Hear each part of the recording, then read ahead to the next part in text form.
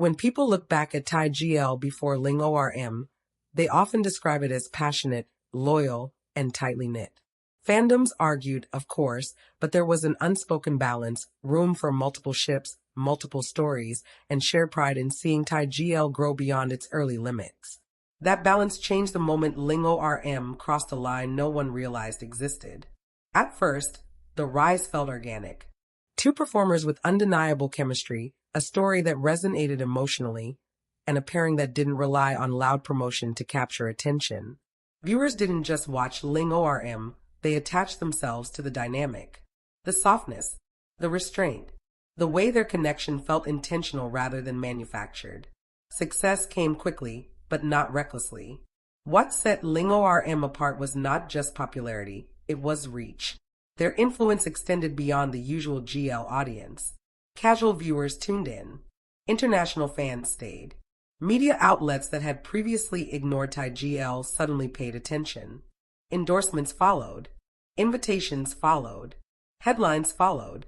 And with that shift, the ecosystem changed. For the first time, one GL pairing wasn't just succeeding within the genre, they were redefining what success looked like. Budgets increased.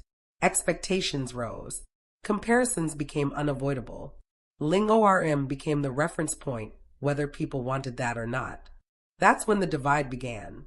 Some fans celebrated the dominance, seeing it as proof that Thai GL could stand shoulder to shoulder with any global genre. They believed LingOrm had opened doors that would benefit everyone. More visibility meant more projects, more respect, more longevity. Others felt something slipping away.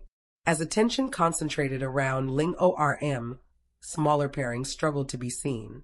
Conversations shifted from storytelling to statistics, views, brand value, global rankings. Fandom spaces that once shared enthusiasm became territorial. Support turned into competition.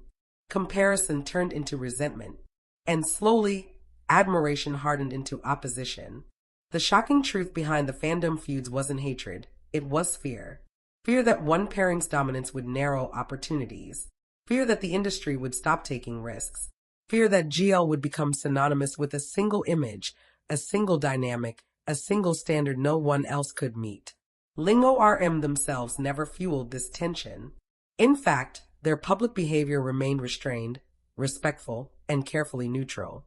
But success doesn't need provocation to create conflict. Sometimes, visibility alone is enough. As 2026 unfolded, every new LingOrm milestone reignited the divide. Awards sparked debates. Brand deals triggered accusations. Silence was interpreted as strategy. Visibility was mistaken for favoritism. Even unrelated projects were dragged into comparison threads. The fandom wars didn't erupt because LingOrm existed. They erupted because LingOrm proved something undeniable. Thai GL could be powerful.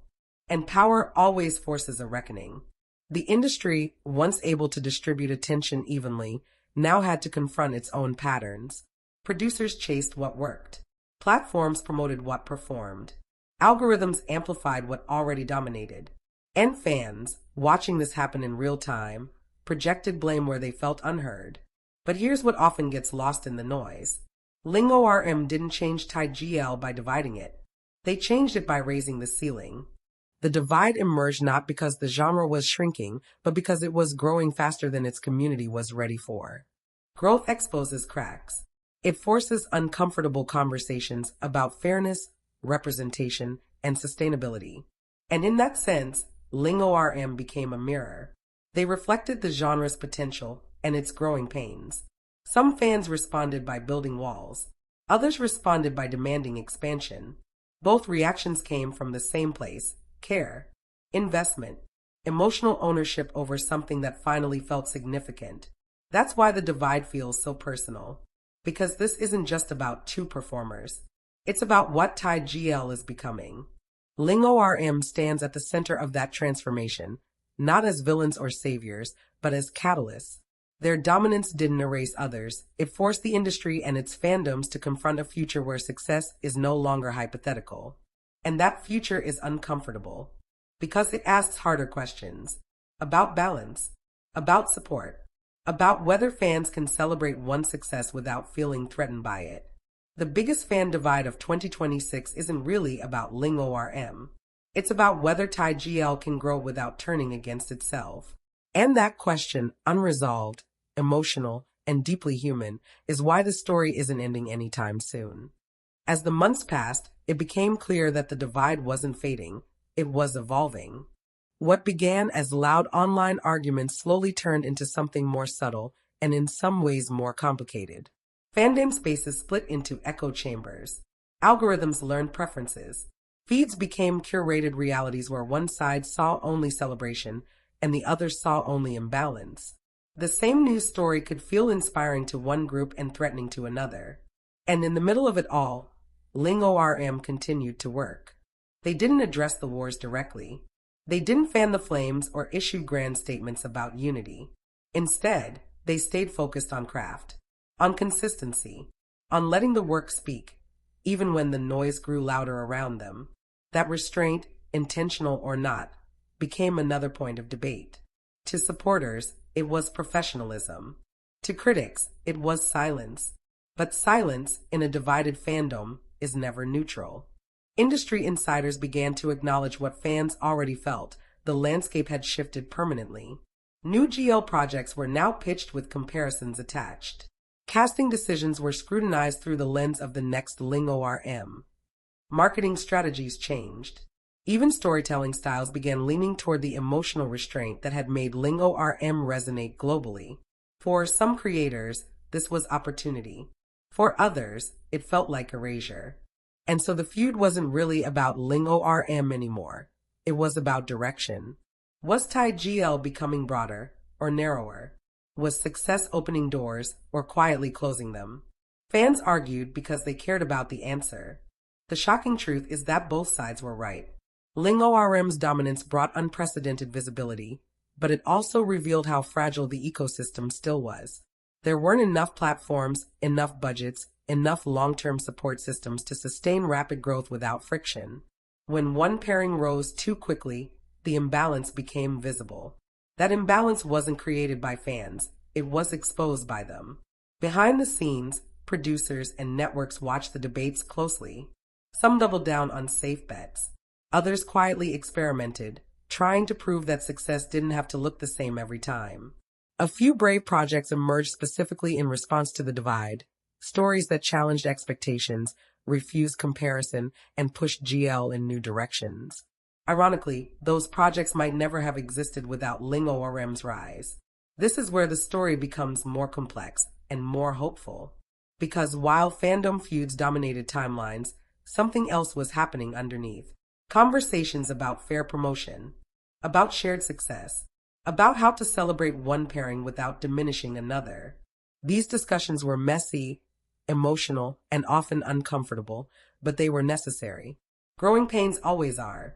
By late 2026, a new understanding began to form among longtime fans. LingOrm wasn't the endpoint. They were the beginning of a new phase.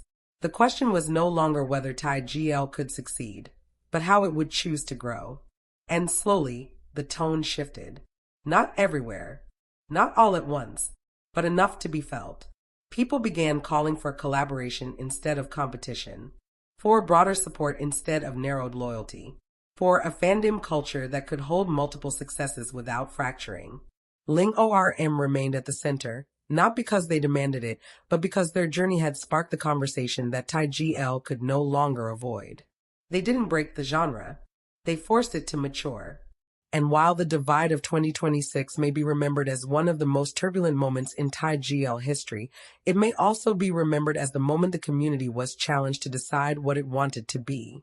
A single spotlight, or a shared stage. That decision, much like the fandom itself, is still unfolding.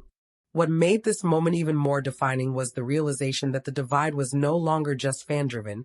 It had begun shaping the industry's behavior in visible ways. Studios started reading engagement before reading scripts. Brands measured loyalty in numbers, not nuance. Every announcement was immediately filtered through comparison charts, and every new pairing was introduced under the shadow of expectations they never asked for. The pressure to match LingOrm's impact became an unspoken standard. And standards, when set too narrowly, create tension. Yet LingOrm themselves never leaned into dominance as a brand. They didn't frame their success as exclusivity. If anything, their interviews continued to emphasize gratitude, teamwork, and timing. They spoke less about being the top and more about being fortunate.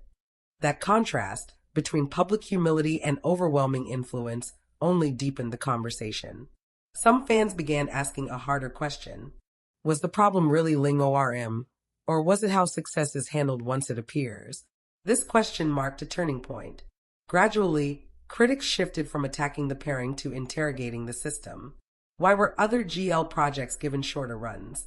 Why did promotion cycles feel uneven? Why did visibility still feel like a zero-sum game? These weren't LingOrm's decisions, but their success made them impossible to ignore. The fandom divide, once emotional and reactive, started becoming analytical. And in that shift, something unexpected happened: empathy. Fans who once felt threatened began acknowledging LingOrm's role as trailblazers. Supporters began recognizing that celebration without awareness could unintentionally silence others. The conversation didn't become quieter, but it became deeper. LingOrm, whether intentionally or not, had pushed Thai GL into its first era of accountability. Not just accountability for creators, but for fans, platforms, and producers alike. By the end of the year, a subtle rebalancing began. Networks experimented with staggered releases. Brands diversified partnerships. Smaller GL projects found niche audiences that weren't chasing numbers, but connection. The genre started stretching instead of narrowing. And LingOrm's role in this shift became clearer. They were never meant to be the center forever. They were meant to be the proof. Proof that Thai GL could command attention globally. Proof that audiences would invest deeply when stories were treated with care. Proof that restraint could be just as powerful as spectacle. The divide they sparked wasn't a failure of fandom. It was a sign of growth arriving faster than comfort. Every genre that expands goes through this phase. K-pop did. BL did. Even mainstream cinema did. The moment when success stops being rare and starts being contested is the moment a space begins to redefine itself. Thai GL reached that moment through LingOrm. And while 2026 will be remembered for feuds, it may also be remembered for the questions those feuds forced everyone to ask. Who gets space? Who gets support? And how do we grow without tearing each other apart? LingOrm didn't provide the answers. They made the questions unavoidable. And in the long run, that may be their most lasting impact, not dominance, but transformation.